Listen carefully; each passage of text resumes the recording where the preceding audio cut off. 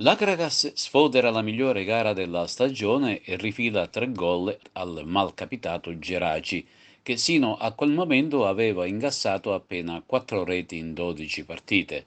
Una prova maiuscola della compagine dei Templi che, con l'inserimento dell'ultimo arrivato Giovanni Taormina, ha dato in avanti maggiore forza di penetrazione. Si è capito sin dalle prime battute che sarebbe stato un pomeriggio speciale e le prime avvisaglie portate avanti dai vari Biondo, Gambino, lo stesso Taormina e Licata non riescono a concretizzarsi per troppa precipitazione. A centrocampo il predominio è biancazzurro e raramente i ragazzi di Grimaudo riescono ad impensierire l'attento Paterniti. Al nono un cross di Mannina sta per insaccarsi alle spalle del portiere CSI, ma l'estremo ospite riesce a deviare con qualche difficoltà. Sulle fasce sia Biondo che Taormina tengono in costante apprensione l'arcigna difesa palermitana. Il primo tempo si conclude in parità, ma è nel secondo che si sblocca la gara. Corre il 49esimo, un'azione di Taormina trova pronto Licata in aria per la deviazione finale. Un vantaggio che ci sta tutto e premia la squadra che in quel momento aveva spinto di più. Il vantaggio, anziché scuotere il Geraci, galvanizza l'Acregas, che prova a chiudere la gara senza troppa fortuna. Al 76esimo arriva il meritato raddoppio. Si registra un assalto frontale alla porta di Gesei. Giuseppe Gambino stende la gamba, colpisce il pallone con la punta del piede ed infila la porta tra l'entusiasmo dei tifosi biancazzurri. Ormai la gara è in pugno ai ragazzi di Totovullo, che effettua una serie di cambi per rifiatare la squadra. E sarà proprio lui, uno di questi, proprio Sant'Angelo, a regalare l'ultimo sussulto con una rete che raramente si vedono in un campionato di eccellenza. All'85 arriva uno spiovente tagliato dalla destra, l'attaccante saccense, che ricordiamo giovedì convolerà a nozze, a volo d'angelo e di testa va a gonfiare la rete tra lo stupore generale. Meritati gli scroscianti applausi dei tifosi dell'Esseneto, la gara termina tra il tripudio generale, anche perché giunge notizia che il capolista Dattilo ha perso con il Canicattì. La vetta non dista tanto e domenica prossima, sempre all'Esseneto, arriva proprio il Dattilo. Ad Agrigento si pregusta questo match, il cui esito finale potrebbe riaprire il campionato. Adesso per l'imbarazzo non è tutto così.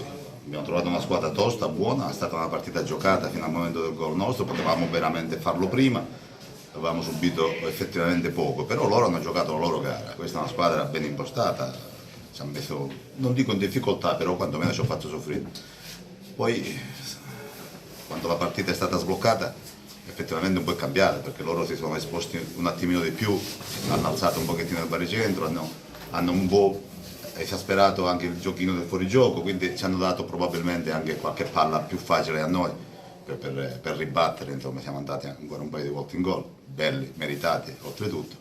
Buona prestazione, cioè, non è che è cambiato molto dalle due partite precedenti, avevamo ciccato le partite per svariati motivi, non è che adesso siamo, perché abbiamo vinto con Gerazzi 3-0, siamo la squadra a posto in tutti i sensi.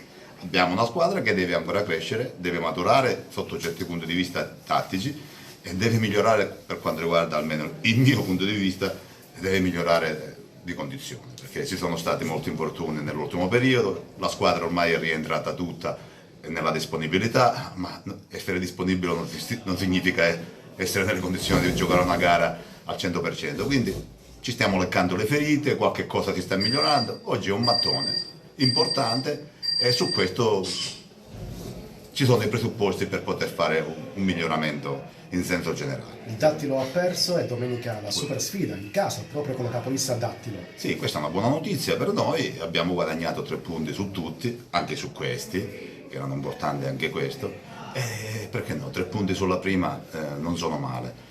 Dobbiamo goderci di questo momento, adesso dobbiamo gestire qualche problema ancora perché avete visto Biondo è uscito per crampi, il ragazzino Samuele ha accusato anche lui un po' di fatica perché ha giocato una partita straordinaria in mezzo ai due adulti, lì in mezzo l'ha fatta da capitano, è stato un gigante il ragazzo, quindi piano piano li aiuteremo a crescere tatticamente e quello che è la base del gioco del calcio è la questione fisica e lì dobbiamo battere il chiodo forte perché è una cosa sul fisico è molto delicata perché se fai lavorare tanto gli fai danno, se fai lavorare poco, quindi dobbiamo trovare l'equilibrio giusto per far sì che la squadra piano piano cresca. Farete ancora mercato? Ha chiesto qualche giocatore alla società? Io non ho chiesto niente alla società, la società sta facendo qualche cosa di sua iniziativa nella persona di Ernesto Rossello che sa che è stato giocatore mio per 4 anni, quindi lui sa cosa penso io e io una cosa che mi avete sentito dire probabilmente è quella che questa squadra è già buona così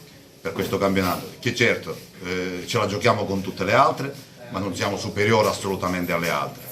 È partita in ritardo, quindi queste sono problematiche probabilmente che vengono accentuate per quanto riguarda la questione fisica e quando parte in ritardo sempre qualche cosa probabilmente avviene, quindi valutando queste cose, però in senso generale la squadra mi sembra buona, ci sono giocatori anziani di qualità e quindi ci sono i presupposti dei giovani che stanno crescendo, si può lavorare, quindi io non mi lamento di niente, non mi lamentavo prima quando abbiamo fatto 2 prestazioni sotto il livello dell'Agagas, oggi abbiamo fatto un miglioramento molto gradevole e molto gradito oltretutto, penso anche da tutti quanti, e su questo dobbiamo costruire il futuro, quindi niente di eccezionale, non andiamo oltre le cose perché ci facciamo male da soli.